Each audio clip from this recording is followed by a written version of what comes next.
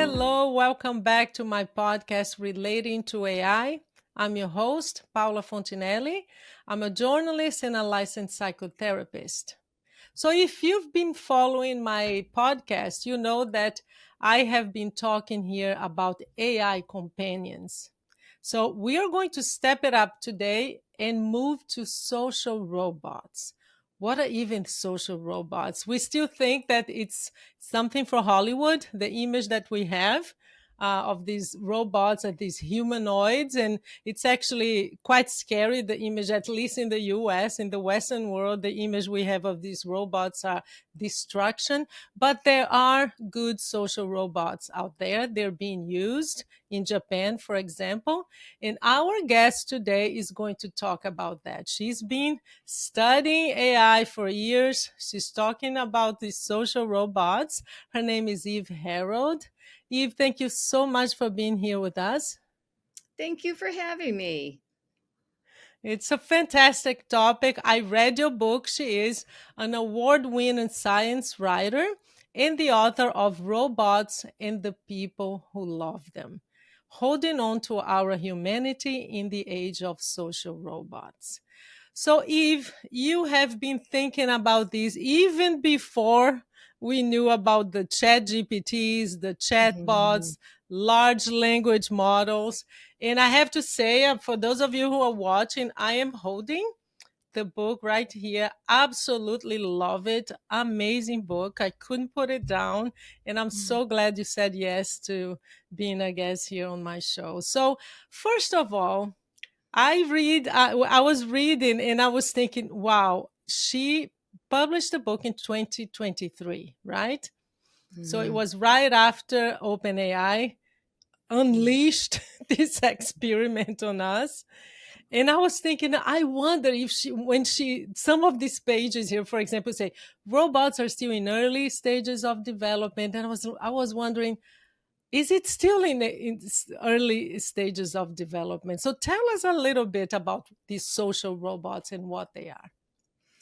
Okay, social robots are robots that interact socially, that can speak to you, that can hear what you say, respond in an appropriate way conversationally, who can basically provide a range of services.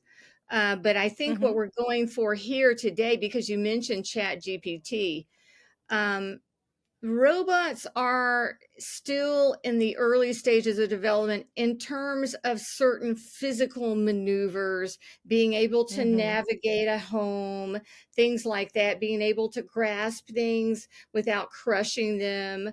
But in terms of the social properties, they've gone, and since I wrote this book, they have gone through the stratosphere because of the release of chat. I can only imagine because it's what we call now. It's like an AI companion on steroids with a physical body, right? Exactly, exactly. But it can also be a bot that doesn't have a body. So I did include those in the social interaction category because they do interact. There are bots that operate through algorithms and have fairly pleasant, appealing, approaches to people. But that's kind of the danger of them too, because they're a little too pleasant and a little too appealing. And my Mm-hmm. concern is that they'll edge out human relationships. Mm-hmm. I think this is Yeah. already starting to happen. It is with the what we call the AI companion. So here I've interviewed a CEO who has built one of these bots, chat bots. I've interviewed a lawyer who is suing one of these companies, interviewed users who use these bots. So it really changed. I mean, the landscape of this reality has changed dramatically, hasn't it? It's changing dramatically. It's like the ground is shifting under our feet all the time because, these things are being unleashed on from a marketing standpoint. So they're Mm-hmm. not being examined by the people who are creating them and who own them and make money from them from a safety standpoint in terms of what they actually do to people, how they change us, how they change our way Mm-hmm. of relating to the world. I feel that a lot of the chatbots that are out there now really we're not ready for prime time. And I think this is evident in the number of errors that they make. But Mm-hmm. as we talked a little bit in our discussion before we started recording here, people are using this stuff. People are embracing it like crazy. I mean, the numbers of people in certain professions are using AI. Something like 90% of people in coding are using AI, but people are using it for all other kinds of things. So Mm-hmm. it's being rapidly adopted, and I don't think it's ready. I really don't. I think we need to kind of take a pause and step back for a minute and start to think this through in terms of what are the actual effects going to be on us, on our relationships, and on the society that we live in. Mm-hmm. Eve, I'd like to step back a little bit and just kind of examine why do you think, and I've read your book, I know you have some opinions about this. Why are people searching for these companionships? Because of the loneliness epidemic. Mm. And I even have a chapter in the book about it. And there's something about the modern world, even though we have over 8 billion people in on this planet, loneliness is epidemic, and this is an international phenomenon. Why is this going on? We don't know exactly, but are robots going to help? Well, as I write in my book, they might help for a person who uses them in a very limited way. They may help Mm-hmm. lift people out of complete loneliness, where they crave to, connect with another person. The problem is it's another person is the key word, because Uh-huh. connecting with robots does not alleviate loneliness. It just doesn't. It Mm-hmm. doesn't have that Yeah. capacity because you haven't made a real connection there with a conscious Mm-hmm. being. Yes, yes. And you said it's a global thing. And let me just give some numbers because I looked at the latest report by the World Health Organization, and it covers the years of 2014 until 2023. And it says 1 in 6 people say they're lonely worldwide. 1 in 6. And it causes about 871,000 deaths a year, Mhm. every single year. All Mhm. regions, all age groups. So it's Mhm. everywhere. It's everywhere and it's everybody. And it's I don't know what to say in terms of, what we could do. And we touched on this a little bit already, is what we could do to educate people that you need Mm-hmm. to learn how these things work, and you need to learn why it is that they incite such a reaction, an emotional reaction in us. Mm-hmm. And it goes back Mm-hmm. to our basic hardwiring, which you as a psychotherapist, I'm sure you're very aware of. We are wired for social engagement. I mean, we crave it, we need it. We actually can die sooner if we don't have it. It's a risk factor not only for death, but for like a whole palette of diseases. And it Mm-hmm. certainly leads many people to suicide. So Mm-hmm. loneliness is something we need to understand, but we also need to understand the limits of the technology to relieve that. And Mm-hmm. we have to ask ourselves, we can use it and get accustomed to using it because the robot is always pleasing, they're always complimentary, Yes. they basically worship the ground you walk on. They never push back. They never Mm-hmm. argue. They don't have needs of their own to assert. So in a lot of ways, it's the path of least resistance. But Absolutely.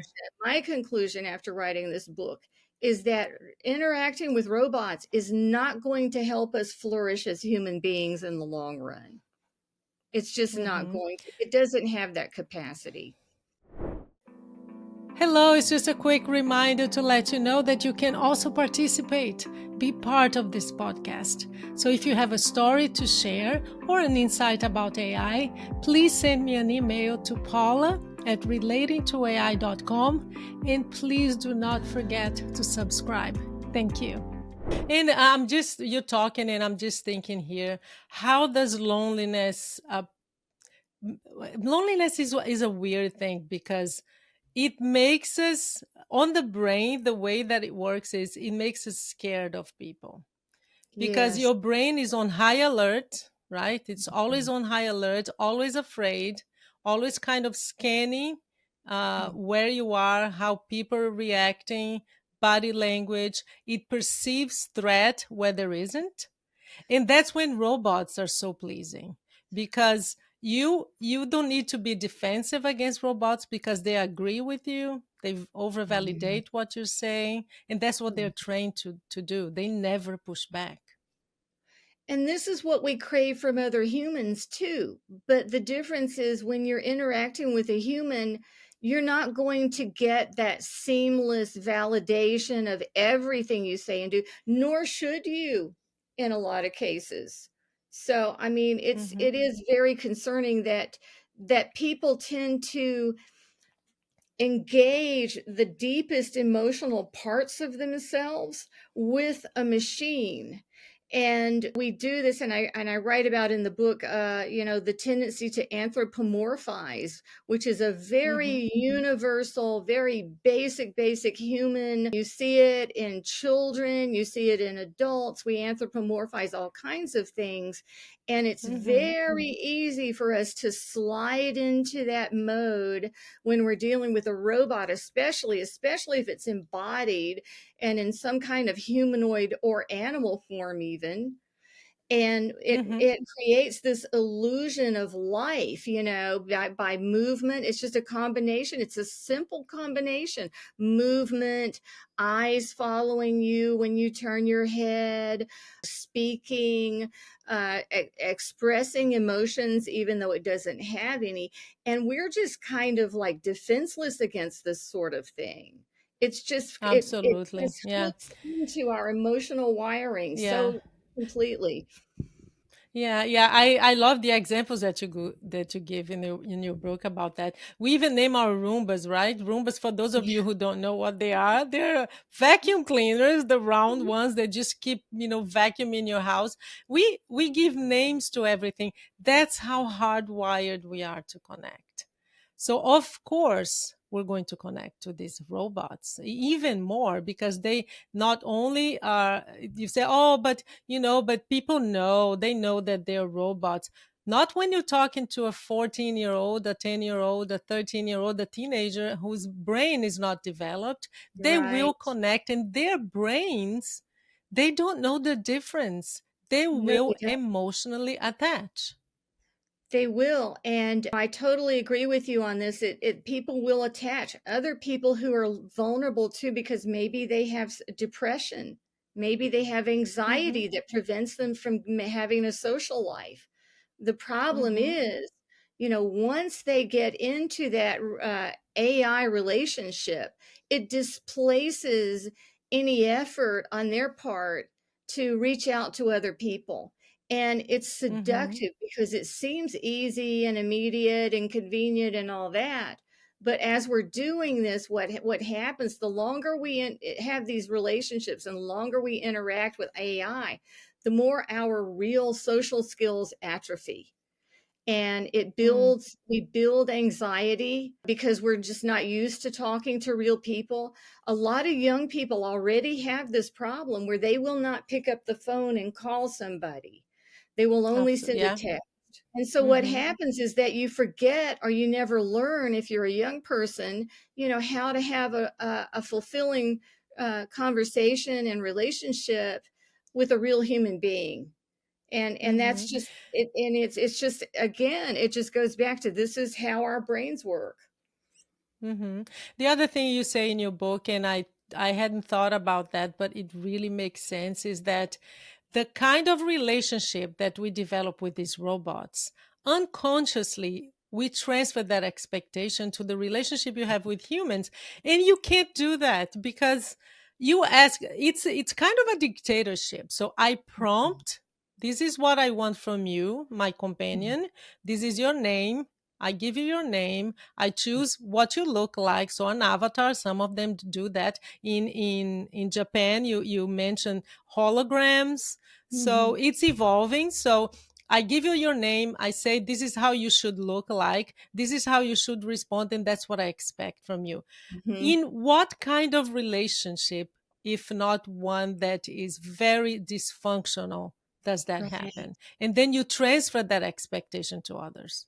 That is one of my biggest fears is that people who are already kind of attending towards toxic relationships in their lives are going to become even more toxic because again, like you said, I mean, they're the master and the robot does whatever they want and they become Mm-hmm. accustomed to that, and then they start to transfer some of that equation into their relationships with real people. Mm-hmm. Yeah. And like you say in your book, and it doesn't address the underlying problem, which is the isolation, right? You say Right. none of this allows a lonely person to make true progress in the need to end real isolation. In fact, it makes them more isolated. And that's the thing that we need to be concerned about because, like I said, chatbots and robots are being implemented from a marketing standpoint to be just that, to be that Mm-hmm. convincing, to be that seductive. That's kind of the whole business model behind social media, and it applies Mm-hmm. in steroids for robots. People who make the robots are saying, well, we do this, we make them appealing because it facilitates acceptance and they can do all these neat things, and they'll eventually end up doing all kinds of great things for us. So where's the harm? Well, the harm is that our brains don't know the difference, like you said, between an Mm-hmm. artificial relationship and a real one, and so we're Yeah, we're yeah. just we're vulnerable. Mm-hmm. The other topic that I want to continue here and talk about also self-esteem and even your self-image, because how do we form our self-image? How do I know who I am in comparison to others, right? So we socialize, people will say, what you did yesterday wasn't nice. And you go, oh, okay, I need to change that. I need to look into that. Mhm. There's a little bit of pushback. People who love you will come and talk to you and say, maybe you should watch what you say, or I mean, this is the Mhm. comparison and the natural exchange that gives us the idea, okay, this is who I am. But it's always because, like you said, we're social beings, it's always in comparison to others. And when you're talking to these Mhm. robots, again, we don't have that because they don't push back. They don't help you understand who you are unless, again, you dictate that. The other day, I was actually trying one of these companions online to see how it works. And I had to tell it because it was praising and praising and praising. And I said, listen, I need you to push back and I need you to help me understand where I make mistakes. And it started doing that. But again, you have to, I mean, who prompts that? We need to feel good about ourselves, right? It's just not the natural thing to do. Mhm. And it even goes beyond that. And I've been reading lately about psychologists and psychiatrists have identified a new phenomenon called AI psychosis. Have you heard of that? Yes. I So, interview a mhm. psychiatrist here. Mhm. I'm editing the interview right now, but it's about AI psychosis. Actually, I'm reading about this, and one of he's a psychiatrist. He said in 1 month alone, I treated 12 patients with that. So I interviewed Dr. John Lowe. He's a member of the American Psychiatric Association, and Mhm. that's all he talks about. It's AI psychosis. It's a thing, it's real, and it's out there. It's real and it's taken lives. It's caused people who are vulnerable it triggers something in them. I mean, they start believing that they're talking, and there are people who think they're talking to a higher being. When they're talking to a Mm-hmm. chat bot, they imbue it with spiritual qualities. And this Mm-hmm. is really the wrong road to go down. We need to educate ourselves in terms of how do we understand these machines and what are their limits. You don't hear much about their limits, but they do have some very prominent limits that they cannot do For example, let me think of an example for that.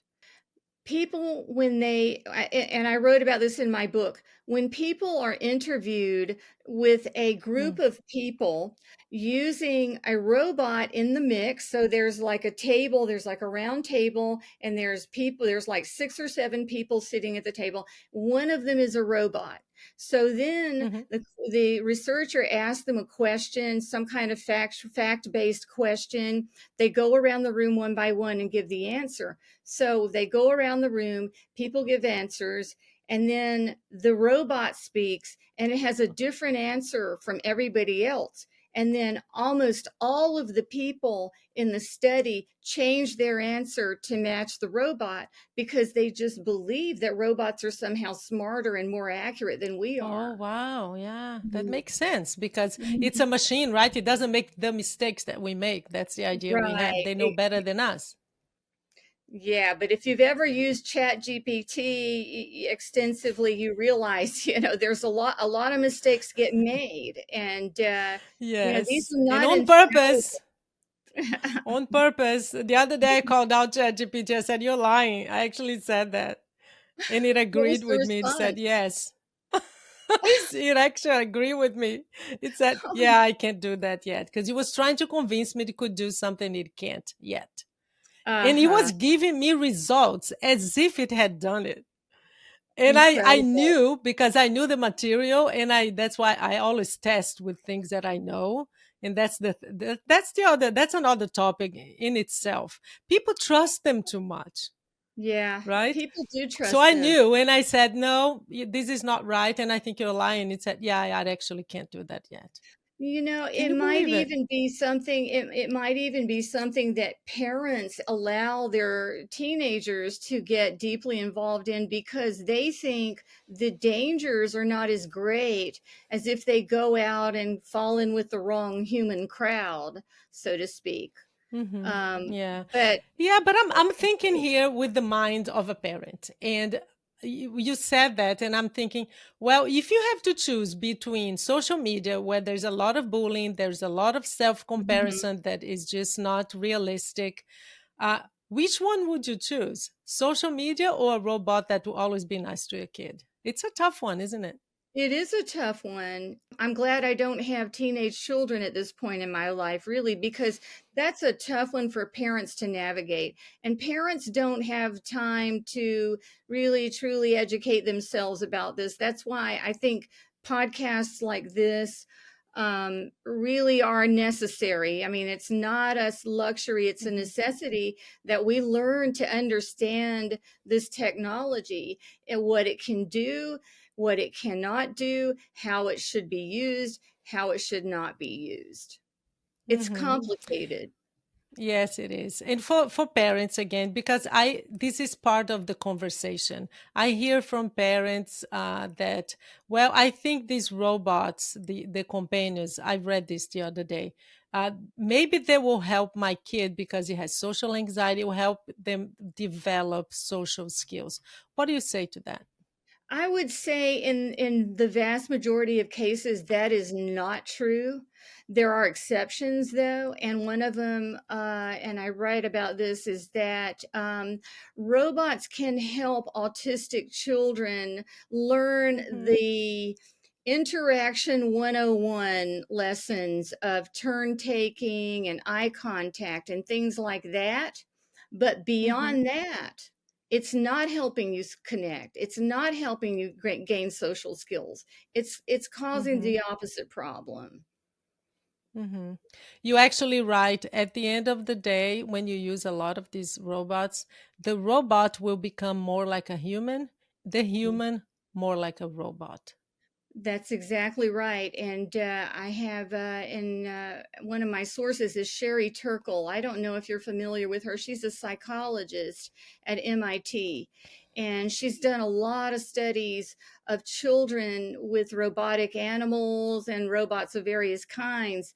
And she finds that the opposite is what happens. These children basically fail to develop the real social skills that they need in order to function in the real world.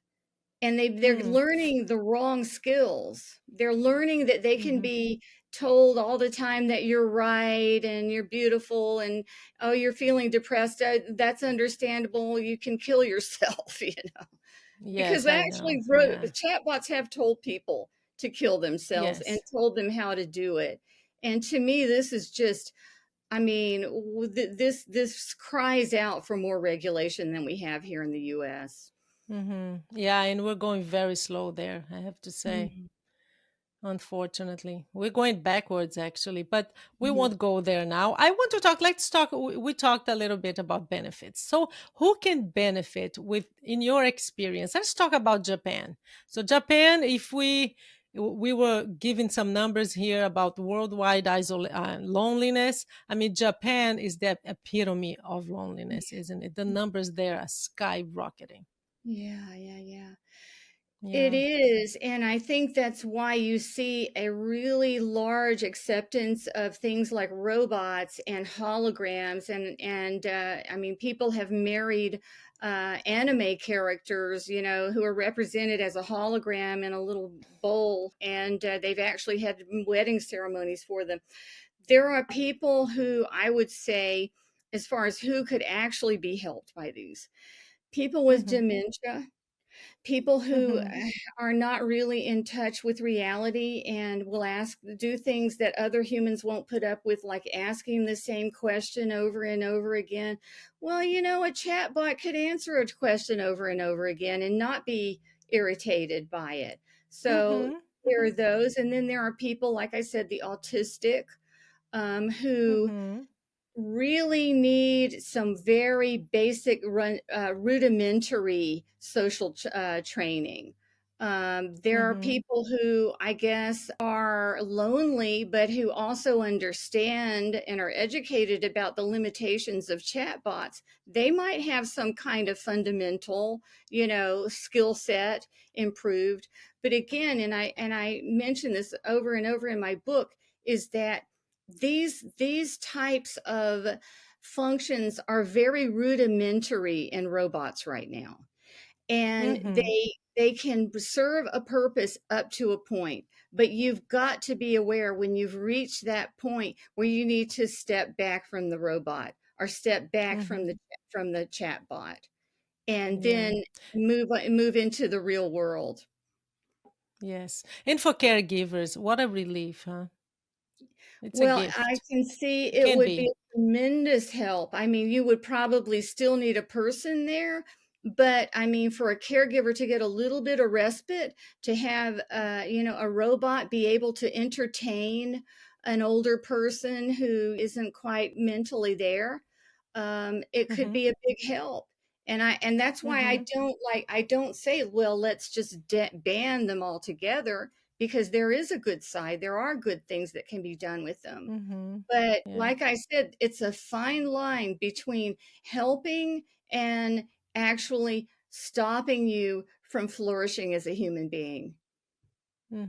Yeah, I looked at some numbers in Japan, and one thing that you said that I hadn't thought about, and it really makes sense, is that the view that we have of what robots are so different from Western world, from Mhm. Japan. Because for Japan, they're used to this robot culture with the animes, and they're always cute. So they have a Mhm. very positive image. Their relationship with robots is very different. For us, it's when we think about robots, it's the Terminator, right? It's Exactly. they're here to destroy us. So I looked at a little bit of some numbers in Japan. So 80% of Japanese people, they see robots as positive for being used in elder care. But Mhm. in general, they have a much lighter relationship with robots. They do. They're in everything. It's ingrained in the culture now, it Yeah. just really permeates. But like you said, they're cute, they're harmless, they're helpful. That's how Japanese people see robots. And so, in a way, it's kind of understandable that so much acceptance of robots in Japanese society. And I Mm-hmm. know that, for example, nursing homes in Japan and even some nursing homes here in America, uh, do employ robots, and they have robots that provide companionship. They play games. They lead people in exercises. They can read a book to you. They can Mm-hmm. do all kinds of things. So I wouldn't say, well, let's just throw the baby out with the bathwater. I mean, there are uses. My Mm-hmm. concern is that they're being implemented through marketing principles that pay no attention to the actual effect. And Mm-hmm. that to me is dangerous. Yes, and again, it comes to fill a need in that society. So it has Mhm. very low birth rates. The number of Mhm. marriaging is just going down over the years. They Terrible. work, yeah, they work long, long, long hours. They Yeah. usually don't have money to even buy their homes. And I even learned about a term. That's how loneliness, how spread it is in Japan. Kodo kushi, it's a name used for people who die and they're Mhm. not found for months. So there is a term for that. That's how lonely they It's are because almost like nobody even loneliness. notices. It's like loneliness is systemic in Japan, you know, and like you mentioned, the work hours and things like that. The whole society is not geared towards human interaction. It's geared toward productivity. And I fear that will go in the same direction here. And we don't really have the kind of muscles, the emotional, social muscles to stand up to it and to Hmm. understand it properly and use it properly. Yeah, yeah. You were mentioning the hologram. Her name is Azuma Hikari, right? Uh-huh. I checked the website, the company that makes this hologram. They have issued more than 4,000 marriage licenses. Wow. And it was only 2,700 or something when I wrote my book. So this is something that is increasing by leaps and bounds. And I'm not sure anybody really foresaw, you know, the adoption rate of this technology, especially with chatbots. And I'm not Hmm. sure that we're Yeah. going to stay in where we are now because, as we, you know, were mentioned earlier before we started this, there have been suicides, especially amongst young people who are really lonely to begin with, and they get into a relationship with a chatbot, and they chatbot validates everything they say, and if they say they want to die, then the chatbot validates that too. This is a Hmm. Yeah. problem. Yeah. Eve, where do you see us now? I mean, you study this social robots. You mentioned in your book we're still, in the early stages, but with all the development that we see in AI, where are we right now? I think we're in a dangerous place at this point because it's kind of like the horse has left the stable. So all these chatbots that are out there that are available, we're talking about having some kind of regulation to limit their usage. But how are you going to monitor that? How are you going to enforce that? And if you say, well, we'll just have the AI companies have guardrails that say if you're not 18, don't use this chat bot. But as we discussed earlier, you and I, that's just how in the world are you going to enforce that? It's available Mm-hmm. to everybody and people are using it Mm-hmm. very, very widely. So I think we've gotten ahead of our skis here. You know, this has all been Mm-hmm. unleashed on society and it's just a massive social experiment at this point. Mm-hmm. Yeah. If we end this podcast with a segment called One Last Question, so it's more personal. And my question to you is, if one day in the future, for whatever reason, you feel alone and a robot is the only companion that you have at hand, would you allow yourself to attach to it or would you resist it? I don't think I would, knowing what I learned writing this book. I think before I wrote the book, I would have said, sure, what's the harm? But now I know what the harm is. And I don't think I would because I'll tell you why. I don't see that as adding some quality to my life that's lacking. whereas people can add a quality to your life that is going to help you flourish, that's going to help you become a better person. And really, I don't, a robot will not do that. So for me, they have limited appeal. I can't say I would never consult one. What's the weather Mm-hmm. outside? Can I book a flight? Can I, order food delivery to my house? Things like that, sure. But companionship, I don't think so. Eve, thank you so much for your honesty. Thank you for your book. I'm sure you have another one being prepared in your head right now, maybe being written right now, because yeah, this is the kind of topic that the moment you finish a book, you're already behind, Oh, right? yeah. You're like, oh my Oh, gosh. So now absolutely. I can't even read it again. Yes, I mean, Yeah, there may so be there may be a sequel to that. We'll see, to the book. absolutely. We need it. We need it. I love it. I love your considerations. I will have a link to your book in the show notes Oh, and of wonderful. course your website so people can find you. Thank you so much for your time. Yay. Thank you so much, Paula. It's wonderful to meet you.